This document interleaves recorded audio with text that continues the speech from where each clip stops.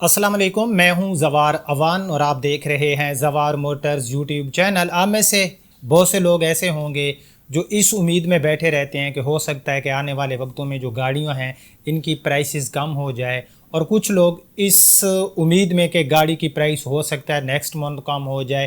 तो आखिर क्या होता है कि प्राइस इतनी बढ़ जाती है कि उनका जो ख्वाब होता है वो अधूरा रह जाता है। जी हाँ, आज का जो हमारा टॉपिक है आपको अंदाज़ा हो गया होगा। आज मैं आपको ये बताऊंगा कि क्या आने वाले वक्तों में गाड़ियाँ जो हैं ये मज़ीद सस्ती होंगी या महंगी होंगी, और गाड़ियाँ पाकिस्तान के अंदर सस्ती करने का आसान हल क्या है, और आखिर रीज़न क्या है कि पाकिस्तान के अंदर जिस तरह पेट्रोलियम मसनूआत की हर 15 दिन बाद मतलब महीने में 2 बार प्राइस को इंक्रीज़ या डिक्रीज़ किया जाता है, इंक्रीज़ ही किया जाता है, डिक्रीज़ तो नहीं किया जाता।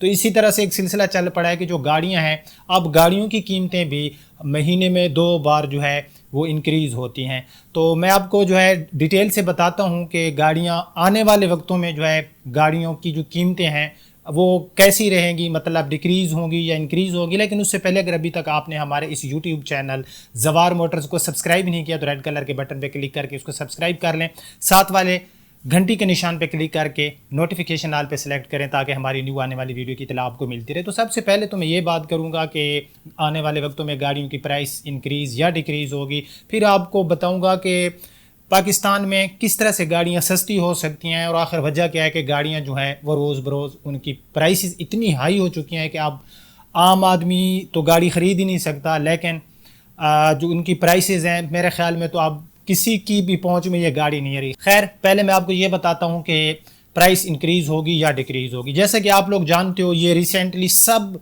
जो कंपनीज़ हैं उन्होंने एक महीने में 2 बार प्राइसेस को इंक्रीज़ किया। अगर मैं सुजुकी, टोयोटा, हुंडई, मतलब जितनी भी 11 या 12 लोकल मैन्युफैक्चरर्स कंपनीज़ हैं इन्होंने प्राइसेस को इंक्रीज़ किया है। आने वाले वक्तों में भी यही होगा। सो उसकी रीज़न क्या है मैं आपको बताऊँगा डिटेल से कि इसकी आखिर रीज़न क्या है वो मैं आपको बताता हूँ। लेकिन अगर आप लोग इस उम्मीद में हो सकता है कल परसों या एक माह बाद गाड़ियों की प्राइसेस, या फिर जो बजट आ रहा है हो सकता है बजट के अंदर कोई ऐसी ऑटो पॉलिसी है कि गाड़ियों की प्राइस जो है वो डिक्रीज़ हो जाएगी, तो भाई ऐसा कुछ नहीं होने वाला। उसकी वजह क्या है? उसकी वजह मैं आपको बताता हूँ कि पाकिस्तान में गाड़ियाँ सस्ती कैसे होंगी।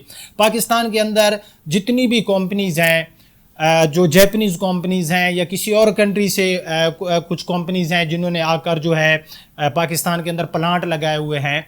असल में मसला ये है कि अब होंडा और टोयोटा, सुजुकी की मैं बात करूँ तो ये एक जैपनीज़ कंपनी है और उन्होंने पाकिस्तान के अंदर जो है वो गाड़ियाँ तैयार करते हैं। लेकिन मसला ये है कि उन गाड़ियों के जितने भी पार्ट्स हैं वो इंपोर्ट होके आते हैं जापान से। तो अब ये लोकल असम्बल जो गाड़ियाँ हैं, हम इनको लोकल असम्बल तो कहते हैं, बट यहाँ पर जस्ट इनकी जो है फिटिंग होती है, इनकी A to Z हर चीज़ जो है वो इंपोर्ट होके आती है। तो इसका फ़ायदा किसको पहुँचा? पाकिस्तान को इसका कोई फ़ायदा नहीं पहुँच रहा, इसका फ़ायदा पहुँच रहा है जापान को। हमारे मुल्क में जितनी भी गाड़ियां बनाने वाली कंपनीज जैपनीज़ हैं या अदर कंट्रीज से हैं, तो मसला ये है कि हम वहाँ से जो है इंपोर्ट कराते हैं जो पार्ट्स हैं। एक तो वो हमें डॉलर में पड़ते हैं, दूसरा ये है कि जो हमारा करेंसी है वो बाहर जाती है, मतलब कि वो हमसे ज़र मुबादला कमा रहे हैं। उनकी जो मैशियत है हम उसको स्ट्रॉन्ग कर रहे हैं। तो इन जो जैपनीज़ जापान है ना, इसने हमें बड़ा चक्कर दिया हुआ है, लूट के खा गए ये लोग। जहाँ से जो है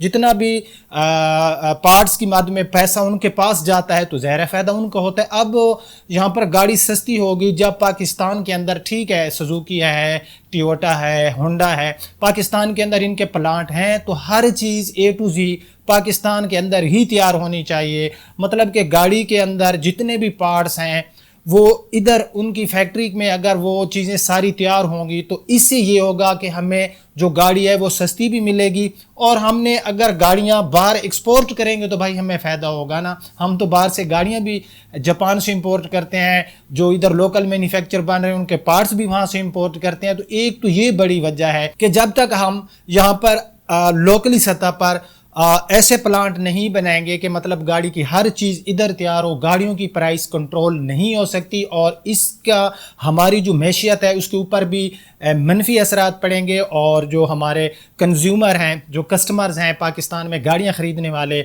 दिन ब दिन जो गाड़ियां हैं उनके पहुंच से भी दूर होती जाएंगी। तो पहला तो ये तरीका है कि यहाँ पर A to Z हर चीज़ पाकिस्तान के अंदर बनाई जाए। बाकी जितनी भी चाइनीज़ कंपनीज़ हैं जो अपना ऑटो मैन्युफैक्चर चाइनीज़ कंपनीज हैं उनको लेकर पाकिस्तान में, और साथ में मेड इन पाकिस्तान। मतलब अब मैं अगर पाकिस्तान में बात करूँ जितनी भी कंपनीज हैं पाकिस्तान के अंदर, तो हैचबैक जो गाड़ियां हैं ना, मतलब बगैर डिग्गी वाली, उसमें जस्ट सुजुकी है, किया कोई एक गाड़ी बना रही है, किया पिकांटो या फिर प्रिंस पर्ल वगैरह है। मतलब इतना ज़्यादा लोग उस तरफ नहीं जाते, लोग ब्रांड के पीछे भागते हैं। तो मतलब ये है कि आप वो जो एक मिडिल क्लास बंदा है उसके लिए गाड़ी खरीदना मुश्किल से भी मुश्किल होता जा रहा है। सो उसकी रीज़न ये है कि एक तो कंपटीशन नहीं है पाकिस्तान के अंदर, मतलब सेडान की तरफ आएँ या क्रॉस एसयूवी की तरफ आप जाएं तो वहाँ पर जो है पूरा जुम्मा बाज़ार लगा हुआ है, बहुत से ऑप्शन अवेलेबल होते हैं।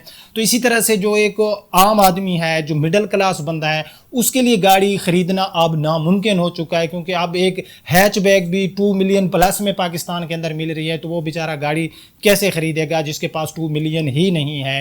तो पहली बात मैं आपको बता चुका हूँ कि पाकिस्तान के अंदर ही सारी चीज़ें जो है तैयार होनी चाहिए। उसके बाद पाकिस्तान में जो मेड इन पाकिस्तान के नाम से एक कंपनी, ऑटो मैन्युफैक्चरिंग कंपनी होनी चाहिए जिसके अंदर सस्ती गाड़ियां, मतलब 1 मिलियन, अंडर 1 मिलियन गाड़ियां बनानी, जिसकी A to Z हर चीज़ पाकिस्तान के अंदर तैयार हो। तो इससे ये होगा कि जो ये बढ़ती हुई कीमतें हैं ये कंट्रोल होगी। अब यहाँ पर जितनी भी कंपनीज हैं उनको जिस गाड़ी में ज़्यादा फ़ायदा होता है वो उसको तैयार करते हैं, ना कि वो कंज्यूमर का फ़ायदा देखते हैं। जो भी कंपनीज है वो अपने फ़ायदा देखती है ना कि उसने कंज्यूमर का फ़ायदा देखना। अगर उसकी सैडान में उसको ज़्यादा बचत आ रही है तो वो ज़्यादा सैडान बनाएंगे या क्रॉस एसयूवी बनाएंगे। तो पहली बात तो ये है कि अगर आप इस उम्मीद में बैठे हो कि गाड़ियाँ आने वाले वक्तों में सस्ती हो जाएंगी, तो भाई ऐसा कुछ नहीं होने वाला। दूसरा, पाकिस्तान में गाड़ियों सस्ते करने का वायद यही हाल है कि पाकिस्तान के अंदर A to Z, और इस तरह से पाकिस्तान के अंदर हम जो है एक ऑटो मैन्युफैक्चर में ऐसा मकाम पैदा करें कि हम गाड़ियां एक्सपोर्ट करने वाली कंट्री बन जाएं। तो इससे हमारा मुल्क भी तरक्की करेगा और पाकिस्तान के अंदर जो कंज्यूमर है उसको एक अच्छी, सस्ती और मियारी गाड़ी भी मिलेगी। तो उम्मीद करता हूँ आप मेरी राय से जो है इत्तेफाक करोगे। आप अपने होस्ट ज़वार अमान को इजाज़त दीजिए। अपना और अपने प्यारों का बहुत ख्याल रखना। अल्लाह हाफिज़।